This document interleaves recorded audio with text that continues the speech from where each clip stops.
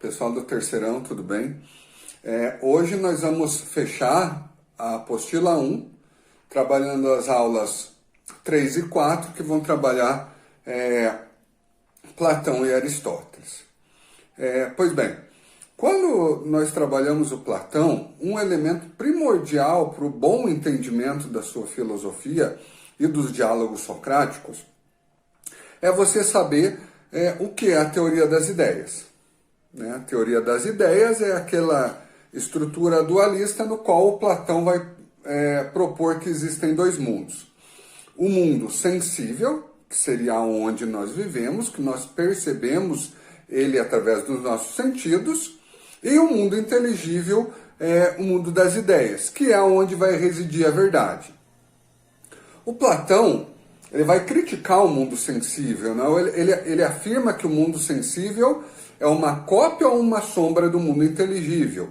E tudo aquilo que nós percebemos pelos nossos sentidos acaba nos desviando da verdade.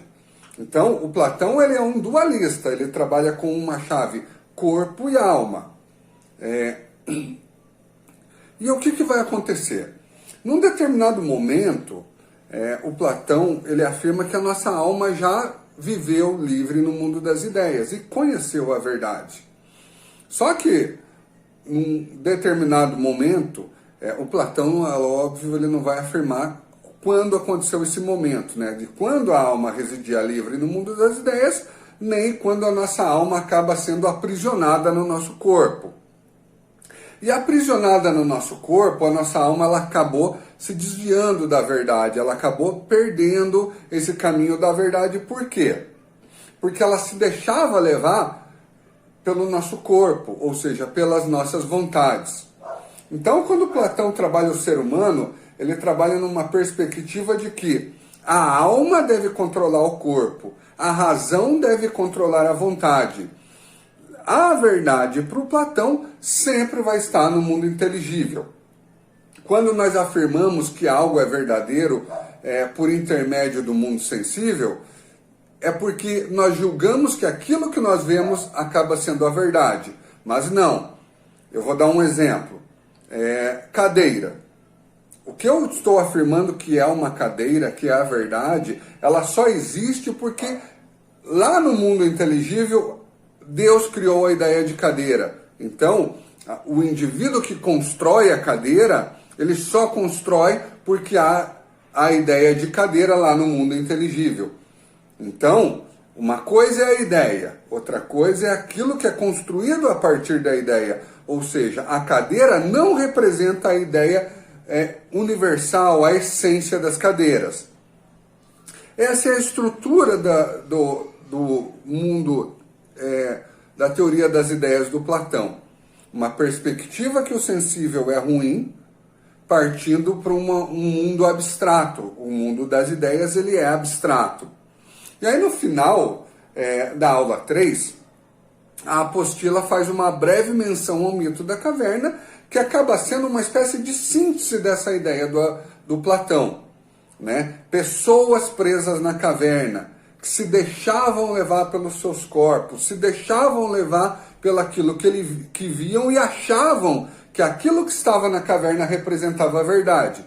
Mas não. Aquilo é uma parte da realidade, mas não é a realidade total.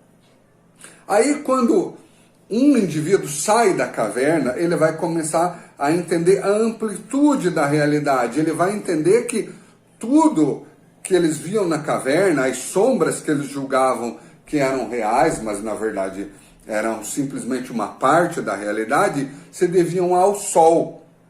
Então, o sol que está fora da caverna, ele vai representar a ideia de bem na filosofia platônica. E quando o indivíduo resolve voltar para a caverna, para tentar alertar os seus colegas da verdade, esse papel, o Platão, nós podemos considerar que seria o papel do filósofo, ou seja, aquele que vai buscar levar o conhecimento para as pessoas. Beleza? Já na aula 4, nós temos o Aristóteles. O Aristóteles ele foi um discípulo do Platão, só que num dado momento ele vai romper com as ideias platônicas principalmente por essa questão da abstração. O Aristóteles, ele trabalha a ideia de essência, ele trabalha a ideia universal, mas ao contrário do Platão, o Aristóteles vai utilizar o sensível para chegar a essa questão universal. O Aristóteles, ele parte de alguns princípios. Primeiro que os sentidos são a porta de entrada do conhecimento, totalmente contrariando Platão. O Platão, os sentidos nos conduzem ao erro, não nos conduzem à verdade. O Aristóteles parte de um princípio que vai ser retomado pelo John Locke posteriormente, de que nada que esteja no intelecto não tenha passado antes pela experiência. Ou seja, se eu sei que isto é uma mesa, se eu tenho essa ideia de mesa, é porque eu tive a experiência com ela. O Aristóteles, ele vai partir de um princípio que tudo é substância. Nós estamos entrando aí na estrutura metafísica do Aristóteles, né? Porque ele está explicando como que se vai construir a ideia de essência. Então ele vai partir de um princípio que tudo é substância.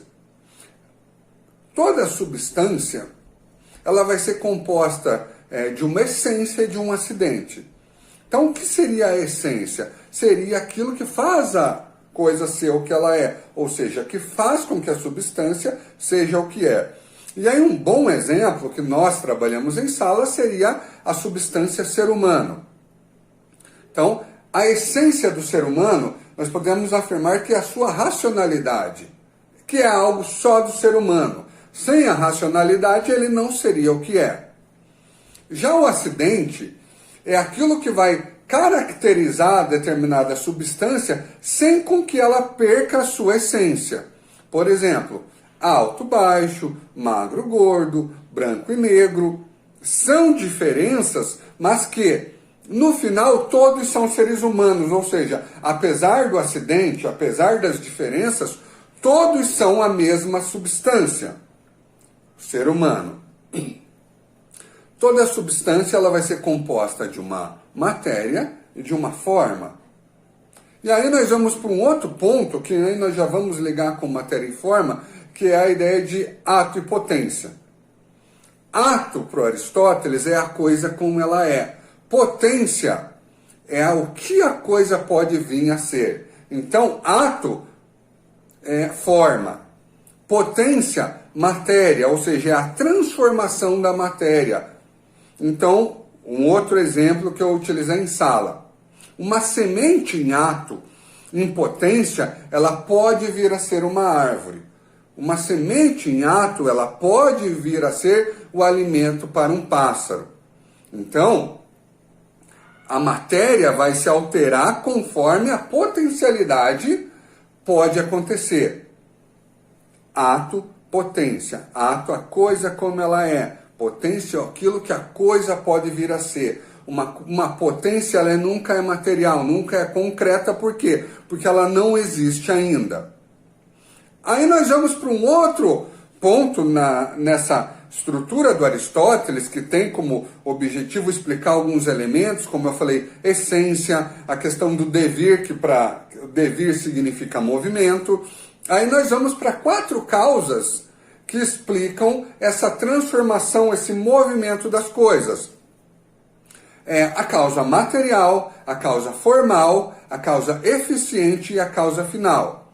Causa material, do que é feito. Causa formal, que forma tem. Causa eficiente, o que dá movimento. E causa final, para o que serve. Daí um exemplo da mesa. A causa material, madeira. A causa formal, ela é bem literal, ou seja, a causa formal de mesa é a forma de mesa. Assim como a causa formal de uma cadeira seria a forma de cadeira. A causa eficiente é quem vai dar o movimento para que a madeira deixe de ser madeira e se torne mesa, porque isso ela não vai fazer por si só.